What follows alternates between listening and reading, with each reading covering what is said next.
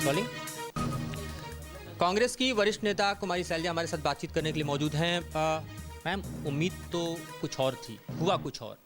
कैसे उम्मीदों पर पानी फिर गया? अब अभी हमको देखना पड़ेगा, क्योंकि सुबह तक तो हम बहुत ही आशावान थे। मैं खुद आशावान थी, लेकिन अब जो नतीजे आ रहे हैं बहुत ही आश्चर्यजनक नतीजे हैं।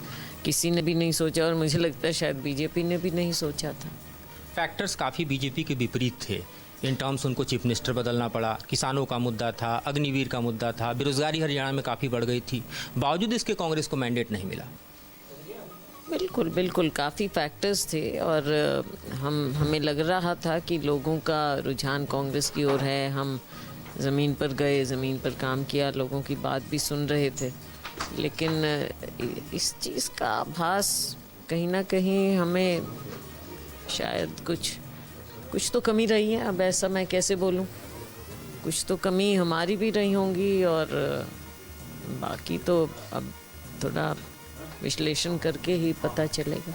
मैम, आपने स्वयं चुनाव लड़ने की उम्मीद जाहिर की थी और उस वक्त आपकी उम्मीदों पर भी पानी फिरा था। आपको लगता है कि ये कार्यकर्ताओं में एक निराशा का संदेश भेज पाया, जिसके कारण मैंडेट पर इतना बड़ा असर देखा जा रहा है? अब ये तो पार्टी देखेगी, हम सब देखेंगे कि ये एक फैक्टर तो नहीं है, कई फैक्टर्स हैं जिनके कारण नतीजे जिनकी उम्मीद थी उतने नहीं हुए।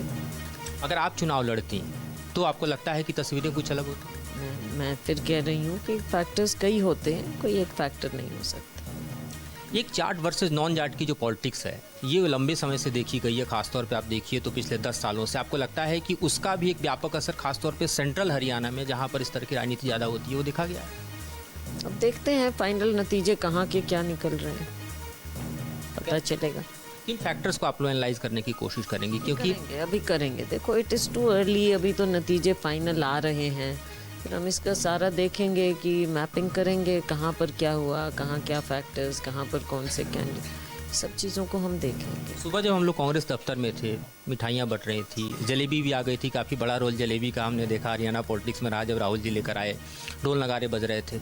अचानक सब कुछ उलटता गया और जयराम रमेश ने खुद ट्वीट करके कहा कि जिस तरह से अपलोड किए जा रहे हैं नतीजे, ईसीआई पर भी उन्होंने सवाल खड़े किए।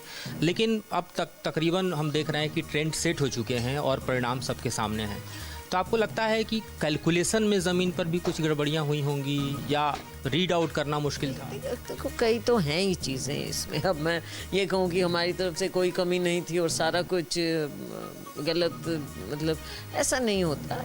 कमियां तो हैं, उनको हमें देखना होगा और बड़ी बारीकी से देखना होगा, क्योंकि तीसरी बार हारना, और पिछली बार से फिर इम्प्रूवमेंट कितनी हुई है? बहुत ज़्यादा तो इम्प्रूवमेंट नहीं हुई, और जबकि इस बार सारी हवा कांग्रेस को फेवर करने की ओर इशारा कर रही थी। पिछली बार 31 आए थे, जब लोग कहते ही नहीं थे कि कांग्रेस कहीं खड़ी है, तब 31 हम लेकर आए थे। तब मैं खुद पीसीसी प्रेसिडेंट थी, हुड्डा साहब सीएलपी लीडर थे, उस समय हम लेकर आए। लेकिन अभी मुझे मालूम नहीं फाइनल रिजल्ट क्या होगा, थोड़ा ऊपर नीचे बिल्कुल हो सकता है, कांग्रेस बढ़ सकती है इसमें, और कितना बढ़ेगी वो मैं नहीं कह सकती। आपकी मुस्कान काफ़ी कुछ रीड कर रही है, लेकिन जाहिर है कई मामले पार्टी के भीतर के होते हैं, वो पार्टी के फोरम से ही सामने आते हैं। प्रधानमंत्री मोदी ने रैलियां नहीं की, वो खुद उस तरह से मैदान में नहीं उतरे जैसे कि पिछले 2 चुनाव में हमने देखा, और ये माना जा रहा था कि बीजेपी के दफ्तर में जिस तरह का सन्नाटा हो, लेकिन सब कुछ उलट गया। अब आपको लगता है कि कांग्रेस को नए सिरे से निकलना पड़ेगा? ये हुड्डा पॉलिटिक्स कहीं ना कहीं एक बार कांग्रेस पर फिर भारी पड़ेगा? ये सब कांग्रेस पार्टी हाईकमांड देखेगा।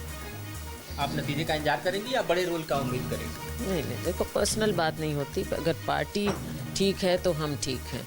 अकेला क्या है, ठीक है, एक एमपी हम बन गए हैं, मुझे पार्टी ने बहुत मान सम्मान दिया है, तो अकेले सैलजा की बात नहीं है, बात हमारे उन वर्कर्स की है जो इतनी उम्मीद लगाए होते हैं, जो लाखों लाखों लोग होते हैं। आम जनता में भी इतना वोट, जो बराबरी का हमने वोट लिया है, ऐसा नहीं है कि वोट परसेंटेज में हम बहुत ज़्यादा कमज़ोर हैं। काफ़ी दिलचस्प है, वोटिंग परसेंटेज में गैप नहीं है, पर सीट्स में काफ़ी गैप है। हाँ, वो बात हो जाती है। जैसे हिमाचल में हम जीत गए थे, वोटिंग परसेंटेज अलग चीज़ थी, तो अल्टीमेटली तो सीट नंबर्स पर ही डिपेंड करते हैं। तो इस सब चीज़ को देखो, निराशा है, और आप देखते हैं कि मैं बहुत ज़्यादा निराश होती नहीं हूँ, तो इस चीज़ को भी हमको अब आगे देखना पड़ेगा कि इस निराशा से हम उभरें और अपने लोगों को उभारें और पूरे राज्य के बारे में हमको सोचना पड़ेगा आगे के लिए।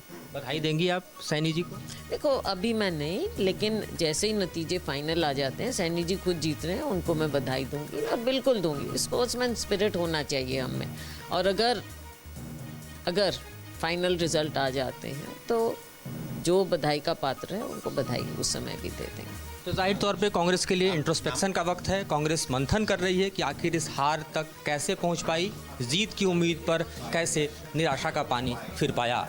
उड़ीसा के साथ मधुरेंद्र कुमार, न्यूज़ नेशन, दिल्ली। तो कुमारी शैलजा को आप सुन रहे थे, हमारे सहयोगी मधुरेंद्र ने उनसे बात की। कुमारी शैलजा भी ये सोच रही होंगी कि आखिर ऐसा